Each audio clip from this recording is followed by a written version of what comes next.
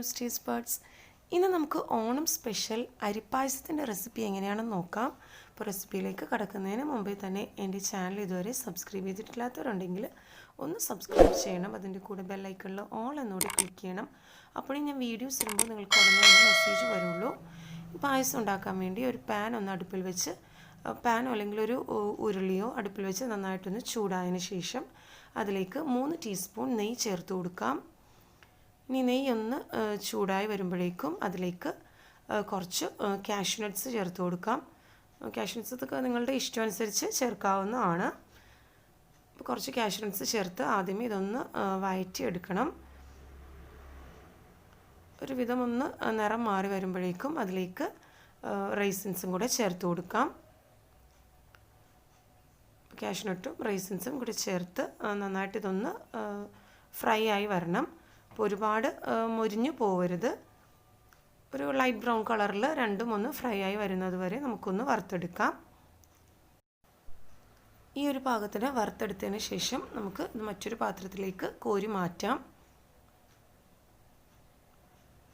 എന്നിട്ടിനി അതേ പാനിലേക്ക് തന്നെ 2 കപ്പ് വെള്ളം ഒഴിച്ചു കൊടുക്കാം.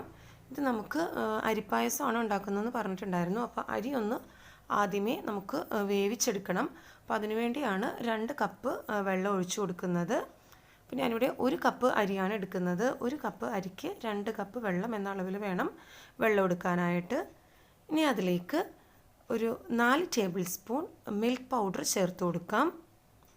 അപ്പോൾ വെറുതെ വെള്ളത്തിൽ ഇട്ട് അരി വേവിക്കുമ്പോൾ അത്ര ടേസ്റ്റ് ഉണ്ടാവില്ല. അപ്പോൾ അതുകൊണ്ടാണ് 4 ടേബിൾ സ്പൂൺ മിൽക്ക് പൗഡറും കൂടെ ഇതിലേക്ക് ചേർത്ത് കൊടുക്കുന്നത്. അപ്പോൾ ശരിക്കും ആ പാലിൻ്റെ ആ ഒരു രുചി നമ്മുടെ അരിയിലേക്കും കൂടെ കിട്ടാൻ വേണ്ടിയാണ്. വെറുതെ വെള്ളത്തിൽ വേവിച്ചെടുക്കുമ്പോൾ അത്ര ടേസ്റ്റ് ഉണ്ടാവില്ല.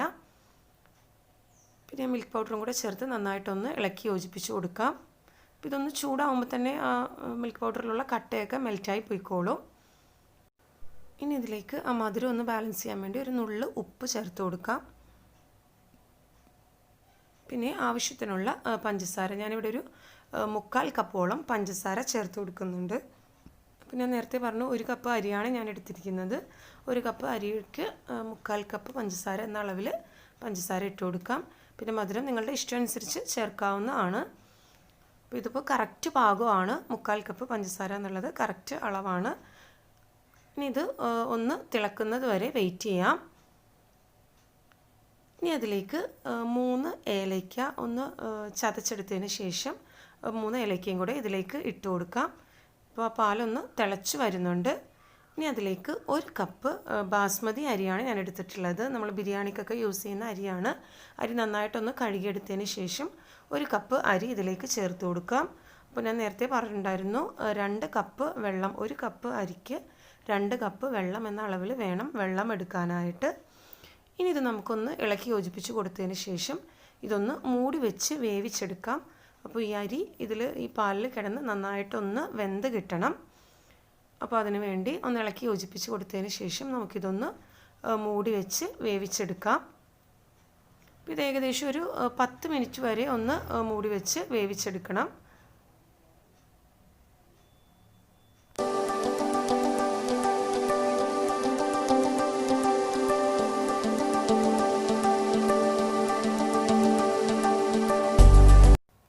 ഇപ്പോൾ 10 മിനിറ്റ് കഴിഞ്ഞിട്ടുണ്ട്. നമ്മുടെ റൈസ് നന്നായിട്ട് തിളച്ച് വരുന്നുണ്ട്.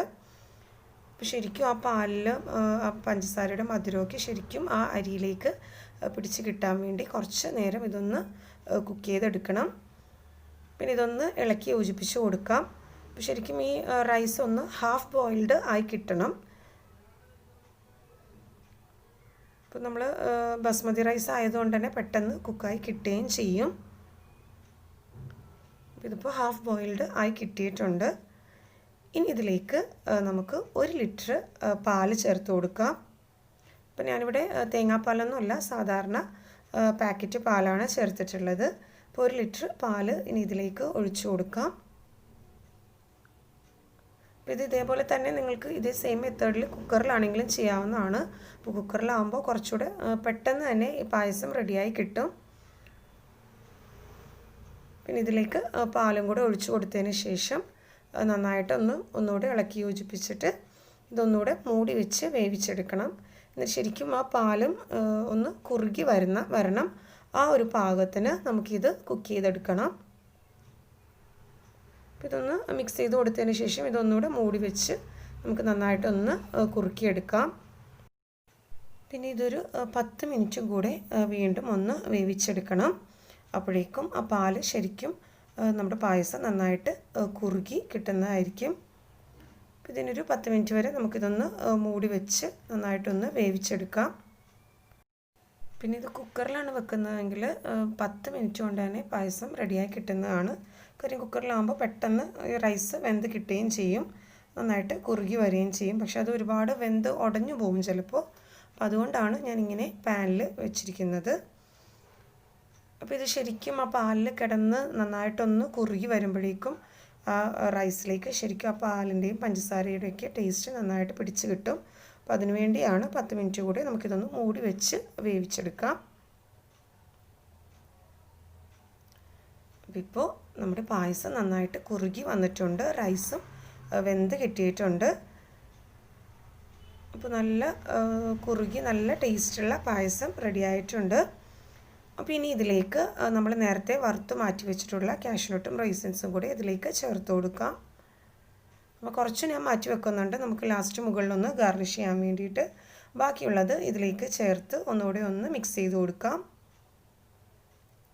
അപ്പോൾ നമ്മുടെ അരിപ്പായസം തയ്യാറായിട്ടുണ്ട്. അപ്പോൾ എല്ലാവരും ട്രൈ ചെയ്ത് നോക്കണം. ഇതിന് നമുക്ക് ഫ്ലെയിം ഓഫ് ചെയ്യാം, എന്നിട്ട് ചെറിയ ചൂടോടുകൂടി തന്നെ സെർവ് ചെയ്യാവുന്നതാണ്. നമ്മുടെ അരിയൊക്കെ നല്ല പാകത്തിന് കുക്കായി വന്നിട്ടുണ്ട്. നല്ല ടേസ്റ്റി ആയിട്ടുള്ള അരിപ്പായസം റെഡി ആയിട്ടുണ്ട്. എല്ലാവരും ട്രൈ ചെയ്ത് നോക്കുക. റെസിപ്പി ഇഷ്ടമായെങ്കിൽ ലൈക്ക് ചെയ്യുക, ഷെയർ ചെയ്യുക. കൂടുതൽ വീഡിയോസിന് വേണ്ടി ചാനൽ സബ്സ്ക്രൈബ് ചെയ്യുക. Thanks for watching my channel.